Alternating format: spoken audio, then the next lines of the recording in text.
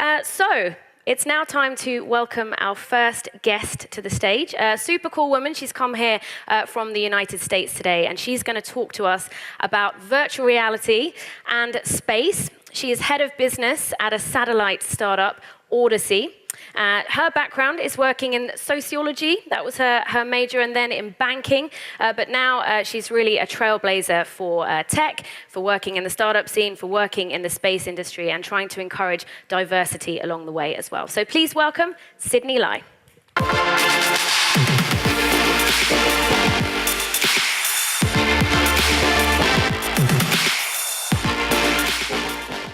Thank you. Welcome. So my name is Sydney Lai, and I am here, I'm here at Startup Day, so thank you for all to come. But my slides, they're gone. The slides are gone. My talk is done. You've learned everything. Oh, I'm glad you guys laugh, because I love Sweden. I love talking, but I hate talking in Sweden because I'm always nervous that no one will find me funny. So I'm here today to teach you how to build hard shit, right? And so in the past 4 years, I've helped mentor entrepreneurs to build their companies. And since that time, I have worked in virtual reality and in space. And today, I'm going to explain to you why these both are related. So why space and why virtual reality? Well, the underlying theme is that both helps you explore into a deeper dimension, into potentially another universe. And so the key takeaway message I want you all to remember today is to build things that allows humans to explore.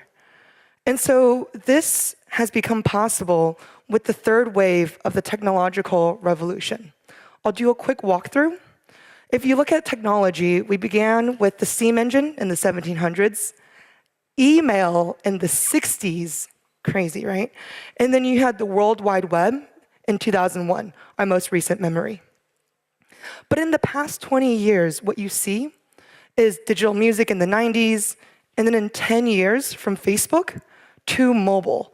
And then that mobile access has proliferated into IoT and other forms of technology. But why care about space? Because if you look at the history of human exploration, we as a mainstream society was able to see and observe together the first walk of man on the moon, on national television, on national radio. And what that has done is spawn generations of sci-fi films, sci-fi novels, and exploration. But if you look at the space industry, in the last year alone, $1.8 billion was invested in the space industry. That is more than the past 15 years combined. And so before I joined the space industry, this was my concept of space. Okay, there's like a planet, there's some stars, there was Pluto, then it was betrayed in 2006, and that's all I understood about space. I didn't really think about it, right? There's some blood, it's great. And then ever since I joined the industry, I thought, okay, so there's planets, and then there's orbits, and then there's rocket science. And I was like, all right, I get this now. But if you break down the space industry, there's actually 6 main different industries within space commerce. So you have a $10 billion addressable market by 2019. That's in 2 years. By 2020, you have 20,000 more spacecraft being sent into space. So anywhere from Earth imaging satellites to space launch, which is SpaceX, and then a human spaceflight, which is Richard Branson. Of course, then you have deep space, which is asteroid mining. See, this is the most common space startup or company that we think about, which is SpaceX. But I'm going to walk you through a few other space startups. You have Sin, a British startup. So they are building the first space television station in space, about space, delivered from space. Absurd. Then you have Astroscale, which is a Japanese startup. And they are going to clean up all the space debris, all the floating pieces of metal. This is really critical for 2 main reasons. Number 1, if you have a piece of metal in space from a dead piece of spacecraft, when you launch a spacecraft, it might hit the space debris, and it will screw up your satellite or your spacecraft. Another issue is that if you have an old piece of floating metal, it might fly into the Earth and destroy and kill us all, which is pretty bad. Dinosaurs, it's real. So then you have asteroid mining, which is from DSI. DSI, they go deep into space, they go onto an asteroid and extract all the minerals. They can extract water from a hunk of rock, and they will use that to refuel your spacecraft. But space startups is not just reserved for those with PhDs. In a weekend, you can build a space startup, a space product as well. So NASA has an international hackathon called Space Apps. And in 2 days, this team called Live Glacier made an app that allows you to track your cargo ships from space satellites, and this is absolutely incredible. And so how is this now possible? Because space startups are attainable. You can Google search anything, you can create any skill that you want, may it be through education or online. And then I can explain how in 2 short years, our company, Audacy, was founded from Stanford University. Because we are here to address a very specific pain point, which is space connectivity. Imagine this, you have a $600 cell phone, and on the cell phone, there's a piece of paper, and it says, due to network constraints, you can only make a call 1 hour a day.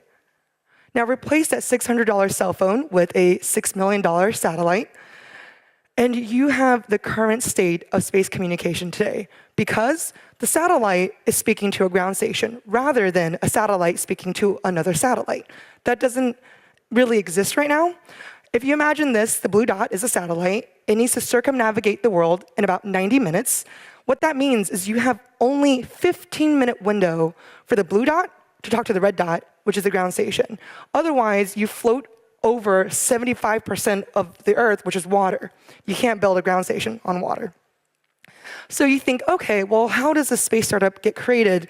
I understand lean methodology doesn't work. It's a lie. Doesn't work for us. Because if you have a typical app, you can change the color very quickly. I know you guys know what this is. And single people, I get it. But you can't change a button on a spacecraft very quickly, not in a matter of minutes or hours, because there's hardware. It's set in stone. And so here are 3 main points to what makes us successful in building a space startup. Number 1 is the theory of constraints. What this means is essentially identifying that one task that prevents every other task from being completed. So you have a ticket chain. A ticket chain is a series of assignments or tasks that you need to do. And so what that means is everyone on our team at no time is ever multitasking. We are laser focused on one task, and once that's completed, only when that's completed, we can move on to the next one and to the next one. And we need to assure that we essentially destroy and complete that one assignment that would prevent everything else from being completed. Number 2 is the milestone. So in the past, I thought, okay, we have a mobile app, it needs to launch in this vague time frame in fall 2017, and you kind of just work towards that. But at a space startup, we are very, very transparent. You can find this on our website. We have different phases, and in each phase, we specifically show, all right, this is business, and this is what we're doing in business, and this is what has been completed thus far. Then engineering, radio frequency, and that has been designed. We have all the antennas designed. Because this is important when we are coordinating with so many different third party. We have manufacturers, we have government grants rolling in, you have launch providers, SpaceX will be sending us up in 2018. Then you have all the ground stations that you need to build, both in the Bay Area, in Singapore, and in Europe. And so that brings us to number 3. It's a little bit cliche, but this is really critical because there are so many specific specialized things that need to be done in a space company. We need to have a highly specialized team, but also coordinated very, very well. Traditionally, when we think of a team, you have the CEO on top, and then the managers or the dogs underneath, right? There's a hierarchy. But the way our company is created is equal. equal we're a circle, right? So the CEO and the managers at all time knows exactly who is doing what. And if one steps out, if the CEO steps out, any manager, regardless of business or engineering, knows exactly how to replace them. I mean, what we've essentially done is create Sweden in our company. It's fantastic. So then how does space play a role, right? So there is a startup called Space VR, and traditionally, when they first began, they allowed users to explore space. So now you don't have to pay, X amount of money to go out there. You can play in space with your own virtual reality headset. But now they've also evolved, and now you can control, companies can control their spacecraft in space in virtual reality from Earth. Crazy. So how did I begin in virtual reality? Well, back in 2014, I was at a VC fund where we heavily invested in virtual reality. But back in 2014, it was heavily focused on games. And I think when we think of virtual reality, most people think, all right, games. But why care about VR? And what is it like today? So in the past year alone, $2.3 billion was invested in virtual reality. $2.3 billion versus 1.8 in space. Crazy, right? And if you look at games, that's only a small red sliver. Everything else invested in virtual reality is hardware. Hardware that allows you to run these experiences. So why is virtual reality attainable now? Why is VR accessible? Well, remember in the 90s, who remembers this? Visual nerds, all of you.